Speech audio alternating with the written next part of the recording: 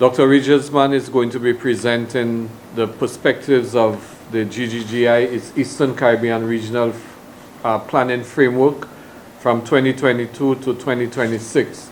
So this is a very crucial meeting and an opportunity for us to really exchange views with him and to see how the engagement with GGGI will assist us in our ambitions on the climate front.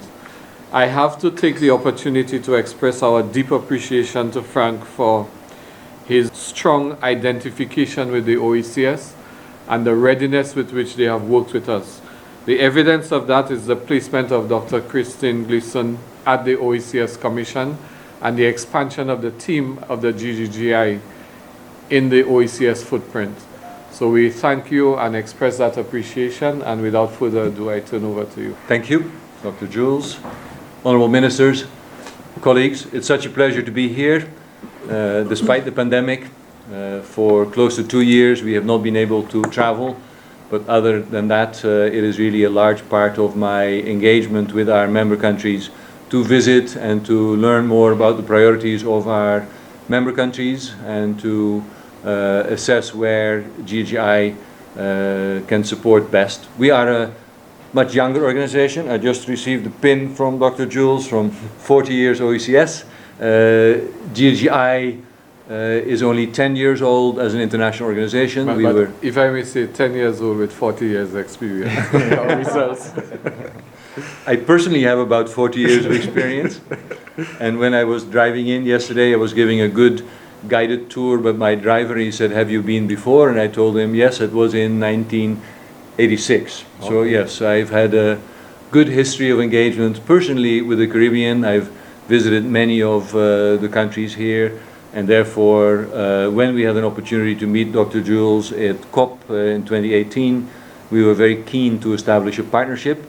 GGI is an intergovernmental organization set up by 18 countries in 2012, and we now have 41 members.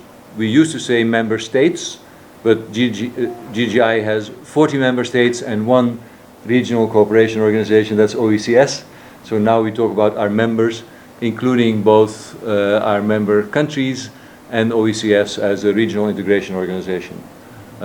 What we do is what we do here, and in a minute I'll ask Christine Gleason, our representative here, to show you a bit more in detail our work. But generally speaking, we support our member countries to develop policies to accelerate their green transition and transition to an economy that is more sustainable and more inclusive. Yes, climate change is very high on our agenda, but so are other SDGs.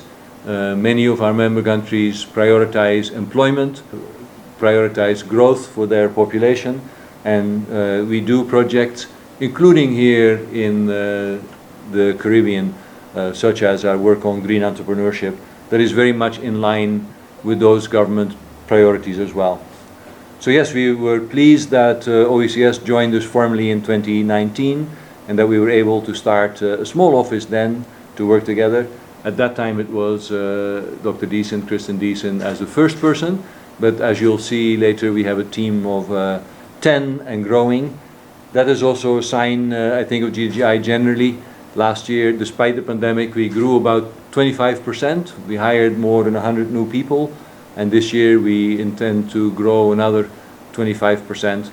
Growing, showing both the importance of green growth and climate action for many of our member countries, and the opportunity to work on that to help develop policies, but potentially more importantly, to then mobilize funding for our member countries to implement green investment projects and climate action.